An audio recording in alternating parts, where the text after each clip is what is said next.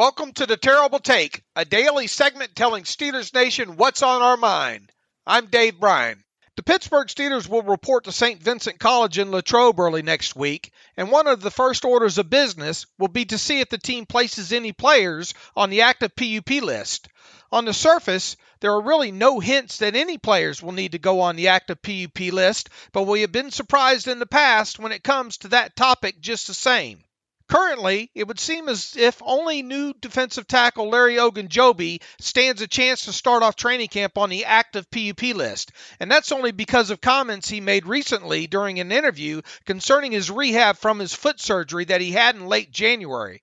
For whatever it's worth, Jerry Dulac of the Pittsburgh Post-Gazette reported not too long ago that the Steelers are expecting Ogunjobi to be ready for the start of training camp.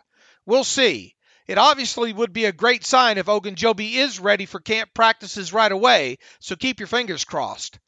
While we're on the topic of the PUP list, now is a perfect time to go over the rules related to it. First, if a player is to be eligible for the reserve PUP list come the start of the regular season, he must have had been on the active PUP list all throughout camp. In short, once a player practices in training camp, he is no longer eligible to go on the PUP list.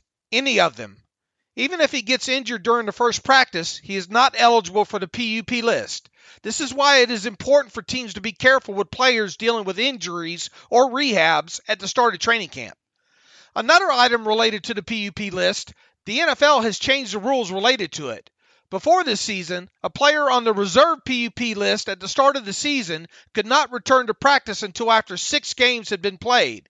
He would then need at least 2 weeks of practice before being activated.